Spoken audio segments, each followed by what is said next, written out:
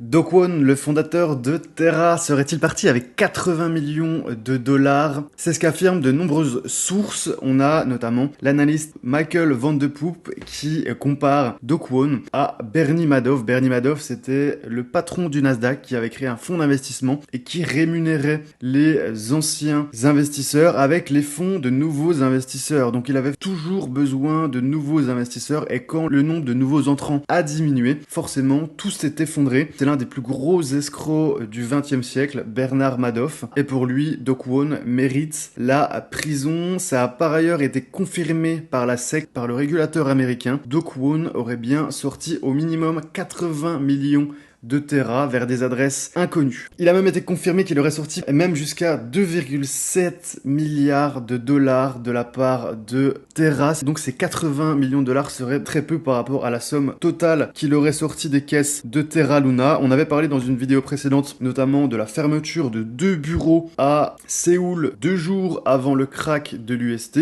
de la dissolution de l'entreprise 3 jours avant le crack de l'UST. Ça commence à faire beaucoup pour Do Kwon et sa fondation Terra Luna. Il va faire face à un énorme procès en Corée du Sud, à la fois contre le régulateur coréen, mais aussi contre les investisseurs qui ont perdu pour certains les économies d'une vie. Autre élément, on a des rapports qui accablent encore Do Kwon avec les développeurs qui auraient prédit dès le début l'effondrement potentiel de l'UST. Ils auraient essayé de raisonner Do Kwon sur le risque de l'effondrement, mais ils n'auraient pas été écoutés. D'après ces développeurs, ils avaient prévu cet effondrement dès la conception. Le problème, d'après ces développeurs, c'est le rendement de 20% annuel. C'est l'objectif, c'était d'attirer un maximum d'investisseurs sur du stablecoin à 20% de rendement, et c'est forcément ce rendement énorme qui posait question. Et c'est ça, en grande partie, qui a causé la chute de l'UST.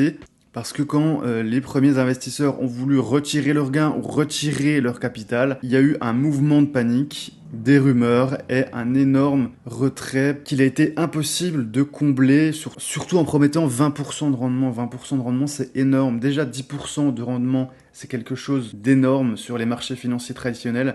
Tenir 20% à long terme, c'est absolument suicidaire pour un projet. On a Yuga Labs aussi dans la sphère des NFT qui s'était fait pirater le Discord du fondateur qui estime que Twitter n'est pas adapté non plus au Web3, que tout est très compliqué pour sécuriser son compte, et ils ont notamment, suite à ce hacking, le pirate aurait pu avoir un bout de code qui permettait de générer des nouveaux NFT à volonté. Ça aurait fait chuter le cours de la collection numéro 2 en termes de valeur sur le marché des NFT. Ils ont eu très peur lors de ce hack. L'équipe a annoncé qu'ils avaient détruit cette partie du code qui permettait de générer de façon illimitée des nouveaux NFT. Mais si ça s'était produit, il est clair que la valeur des Bored Ape Yacht Club aurait chuté. Allez, une information un peu plus positive avec Lacoste qui se lance dans les NFT. Vous pouvez vous inscrire à la rafle.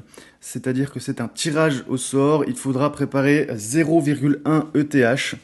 Donc une telle marque qui lance des NFT, ça peut être un énorme succès. Ils ont lancé un serveur Discord et vous pouvez vous inscrire à cette rafle sur premind.xyz. Allez, autre nouvelle un peu plus positive également avec un pirate qui rend 17 millions de tokens à Optimism. Optimism, c'est une plateforme qui s'était fait pirater 17 millions de tokens par ce pirate. C'est ce qu'on appelle un white hat. C'est quelqu'un qui a pris l'argent, qui a dévoilé la faille et qui ensuite a rendu cet argent. Il a touché de l'argent en retour. Il faut savoir qu'il aurait pu gagner beaucoup plus, forcément, en gardant ce qu'il avait volé. Ça se passe comme ça, en général, quand un pirate dévoile sa faille et qu'il rend l'argent honnêtement à l'entreprise, il touche une énorme somme, donc c'est légal. Il vient de toucher un pactole de plusieurs millions de dollars. Et en plus, il dormira tranquille, donc bravo à lui, et il a aidé à sécuriser le réseau, donc bravo à lui. Du côté de Twitter, ça s'affole un petit peu en ce lundi, c'est quand même assez compliqué, on a de nombreuses rumeurs, notamment de banqueroute de la part de Celsius. On a Nexo qui a essayé de rassurer ses investisseurs en expliquant qu'ils avaient, eux, un audit en direct, donc on pouvait voir la solvabilité de leur collatéral. C'est très intéressant, c'est la seule entreprise à faire ça, il suffit de cliquer. Vous tombez sur cette entreprise, Armanino, qui, en temps réel, estime les liquidités de leurs clients, Nexo, et on nous montre qu'en termes de collatéral, ils ont plus de 100% par rapport à leur liquidité. Donc c'est-à-dire que les fonds sont sécurisés pour l'instant. Si 100% des clients venaient à retirer leur argent, il serait possible pour eux d'honorer ces retraits. C'est la seule entreprise à ce jour qui fait ça, Nexo. Et ils sont en train de devenir les grands gagnants de cette crise, notamment sur les plateformes centralisées de lending. On a vu que Celsius est en très mauvaise posture. On a Encore Protocol, c'est décentralisé, mais Encore Protocol qui a pris très cher pendant la chute de Terra. Et justement, Nexo en a profité pour envoyer une offre d'achat des actifs de Celsius, parce qu'ils sont en très mauvaise posture. Ils ont dû arrêter les retraits de leurs clients, c'est vraiment un très mauvais signe. Donc ils sont en train de sortir largement gagnant cette entreprise Nexo qui vous propose de gagner de l'argent en déposant vos crypto-monnaies. Faites attention, je vous rappelle que quand vous déposez vos crypto-monnaies sur ce genre de plateforme ou quand vous les laissez sur un échangeur, ces crypto-monnaies ne vous appartiennent pas. Il est tout à fait possible que l'entreprise bloque les retraits. Vos crypto-monnaies ne vous appartiennent que quand elles sont sur un cold wallet de type Ledger, donc faites attention, ne vous méprenez pas, et surtout dans cette période d'instabilité, il est tout à fait possible que des crypto-monnaies notamment chutent à zéro, et que certaines plateformes imposent des restrictions, voire gèlent complètement vos fonds. C'est ce qui s'est passé notamment donc actuellement avec cette grosse chute des crypto-monnaies, on va le voir par la suite, on va voir les marchés, on a notamment Binance, Celsius, Bitfinex, Coinbase et des dizaines d'autres plateformes crypto-monnaies qui ont suspendu les retraits de Bitcoin. On a Jacob King qui nous dit c'est pour ça que vous ne devriez jamais garder vos fonds sur des échanges centralisés parce qu'ils en ont le total contrôle. Pensez à vous acheter une clé, un portefeuille froid, ce qu'on appelle un cold wallet, Ledger. Une fois que vos crypto-monnaies sont dessus, elles vous appartiennent, vous en faites ce que vous voulez et personne ne peut vous en déposséder. Autre mauvaise nouvelle, on a Binance qui annonce qu'ils sont en train de délister l'USDT. C'est le deuxième stablecoin en termes de capitalisation. Ça commence à sentir très mauvais. On a des stablecoins qui chutent comme l'UST. On a des plateformes qui commencent à faire faillite. On voit que tout était un petit peu interdépendant. Donc c'est très compliqué. USDT notamment, qui n'était pas très transparent. On a eu un premier scandale il y a un an qui nous annonçait qu'ils avaient très peu en termes de collatéral. Donc voilà, Binance qui prend les devants et qui déliste l'USDT. En général, quand on a un gros exchange qui déliste une crypto-monnaie comme ça, c'est que ça sent très mauvais. On pouvait le vérifier qu'on a eu une grosse chute dans la capitalisation de l'USDC. Ça fait plusieurs semaines déjà, ça fait déjà depuis le crash de Luna début mai. On a pas mal de personnes qui se sont détournées des stablecoins, notamment de l'USDT. Et comme en termes de collatéral, c'est pas forcément l'entreprise qui est la plus sérieuse, ça peut faire craindre le pire sur l'USDT. Il y a des stablecoins qui sont beaucoup plus sérieux, beaucoup plus régulés, notamment soutenus par des exchanges. Il y a notamment l'USDC qui est soutenu par Coinbase et le BUSD soutenu par Binance, au moins en termes de liquidité. C'est des stablecoins qui vont avoir énormément de collatéral, contrairement à l'USDT, dont la gestion laisse à désirer. Moi, clairement, l'USDT, depuis 1 an et demi, depuis le premier scandale sur l'USDT, ils ont perdu ma confiance. Donc, ce que j'ai en stablecoin, c'est réparti en USDC et en BUSD. Il fait très très froid sur le marché actuellement. Le Fear and Greed Index est à 11, toujours dans l'extrême peur. On est un petit peu plus haut que le mois dernier, mais on voit qu'on a du mal à reprendre de la confiance. Là, on est toujours dans cette extrême peur depuis beaucoup trop longtemps. Sur les marchés, c'est un bain de sang sur les 24 dernières heures, moins 17% pour le Bitcoin, Ethereum à moins 20%, le BNB moins 16%. Bon, on a quand même les stablecoins qui tiennent pour le moment à 1$. Le BUSD à 0,99, voilà, qui perd légèrement pour l'instant, rien d'inquiétant. Cardano qui perd 15%, XRP 13%, Solana 20% et Polkadot moins 15%. Donc toutes les crypto-monnaies du top 10 perdent entre 10 et 20%. C'est clairement un lundi noir pour les crypto-monnaies. En termes de secteur, tout est dans le rouge également. Que ce soit, voilà, ce qui s'en sort le mieux, c'est les stablecoins. C'est notamment les tokens AAVE et les tokenized stocks qui ne bougent pas énormément, mais c'est surtout parce qu'on a très peu d'acteurs sur ce marché. Honnêtement, il y a seulement les stablecoins qui s'en sortent et certains écosystèmes comme Harmony, Near Protocol et Phantom, mais qui perdent quand même entre moins 3 et moins 5%, donc il n'y a pas de quoi fanfaronner. Voilà ce qui se passe Sur le Bitcoin, on retombe à 22 000. Je vous avais parlé de cette fameuse clôture hebdomadaire sous les 30 000. Elle a eu lieu dimanche. Regardez cette bougie bien remplie sous les 30 000 $.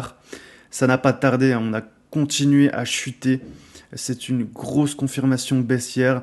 On pourrait retomber assez rapidement sur les 19 800 qui correspondent au point haut de décembre 2017. Là, on est seulement à 2 000 $ de retomber sur les 19 800. Ethereum, c'est encore pire. Ethereum qui s'est effondré, qui a même cassé son point haut de 2018.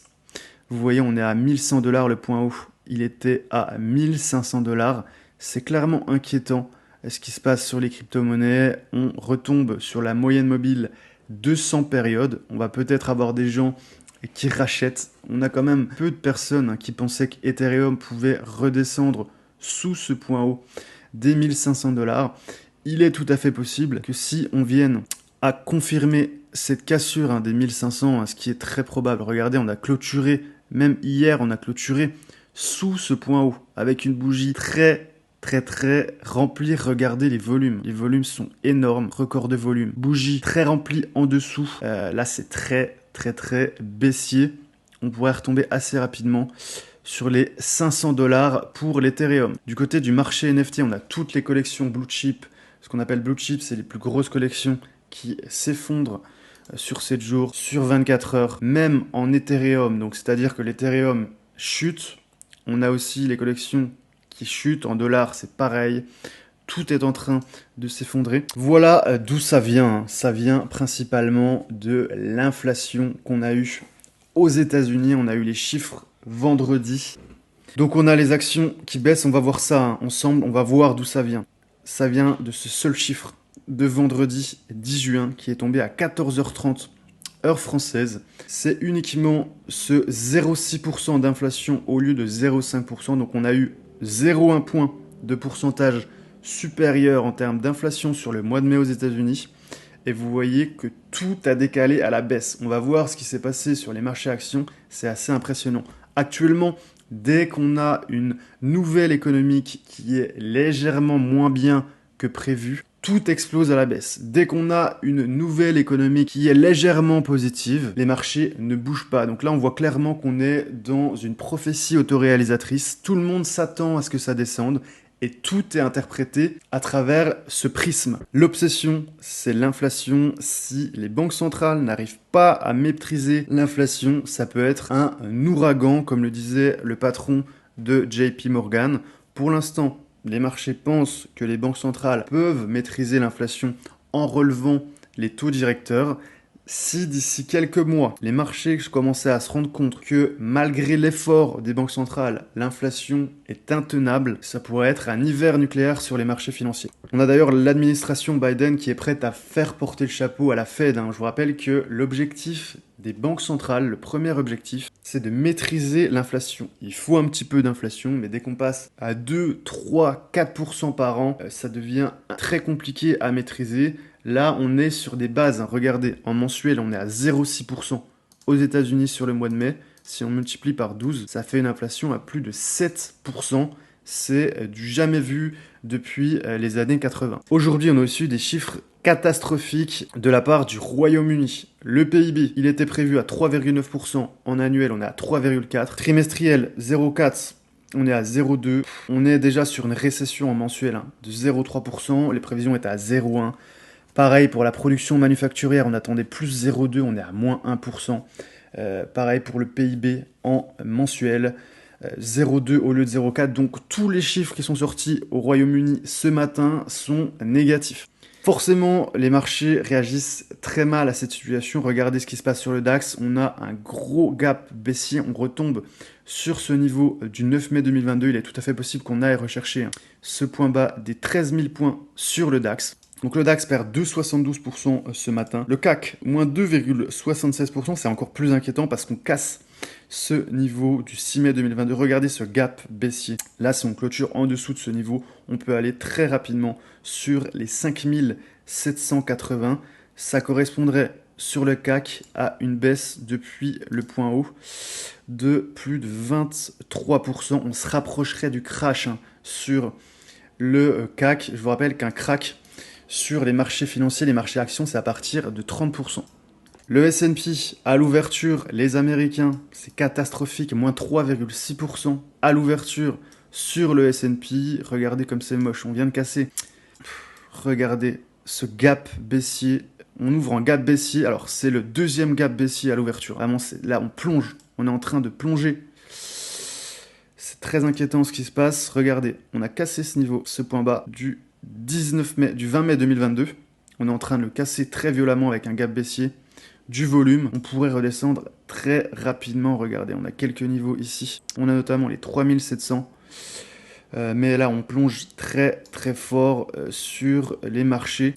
On a le VIX, regardez, hausse de 24% du VIX. Le VIX, c'est l'indice de volatilité sur les actions, l'indice de la peur. Il a fait 23% de hausse rien que sur la séance. Gap haussier, c'est assez rare. On est sur les plus hauts niveaux qui datent de mars. On pourrait rapidement atteindre les anciens niveaux qu'on avait eu pendant la crise du Covid à cause de cette inflation. Dow Jones, c'est pareil, on casse un point bas en gap baissier. On pourrait rapidement redescendre sur ces niveaux, ce niveau très important des 30 000.